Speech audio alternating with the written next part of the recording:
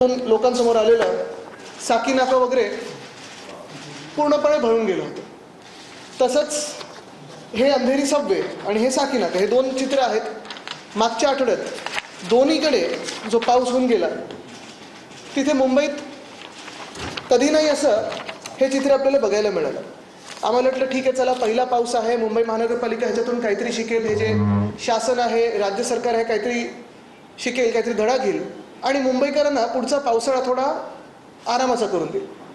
पण काल जे दिसलं, एकंदर पाऊस लागल्यानंतर अनेक ठिकाणी आपण पाहिलं की पाणी तुंबलं होतं आणि म्हणून काल संध्याकाळीच मी ठरवलं की आज ही पत्रकार परिषद घ्यायची आणि मुंबईकरांच्या वतीने एक प्रमुख मागणी राज्य सरकारकडे ठेवायची, मुख्यमंत्र्यांकडे ठेवायची की मुंबईमध्ये ज्यांच्या ज्यांच्या घरात पाणी गेलं असेल, मुंबईमध्ये ज्यांच्या ज्यांच्या दुकानात पाणी गेलं असेल, त्यांना रितसर सरकारी तिजोरीतून, मुंबई महानगरपालिकेच्या नाही कारण तिथं तुम्ही खाली केलीच आहे, सरकारच्या तिजोरीतून नुकसान भरपाई ही देण्यात यावी, ही आमची शिवसेना उद्धव बाळासाहेब ठाकरे पक्षाची मागणी आहे, मुंबईकरांची मागणी आहे। कारण कालचा जो गोंधळ उडाला हा काही नुसतं पावसामुळे नाही, तर सरकारचं अपयश, मुंबई महानगरपालिकेचं अपयश, जे मुंबई महानगरपालिका गेले 3 वर्ष मुख्यमंत्री कार्यालयातून चालतं, नगरविकास खाते ह्या कार्यालयातून चालतं, कालचं अपयश हे पूर्णपणे त्यांचं आहे। एकंदरच आपण पाहिलं असेल तर गेल्या 2-3 वर्षामध्ये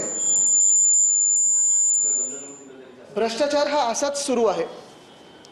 पहिलं म्हणजे जर उदाहरण घेतलं तर मागच्याच वर्षी आपण पाहिलं असेल छत्रपती शिवरायांचा पुतळा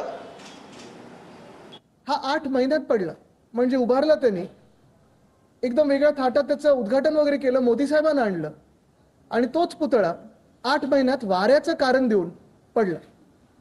भ्रष्टाचार होता की नव्हता, कारवाई कोणावर झाली की नाही झाली, कोणी पुढे आलं की नाही आलं हे मला माहीत नाही, पण आम्ही पाहायला गेलो तेव्हा नाटक करायला काही लोक तिथे होती। पण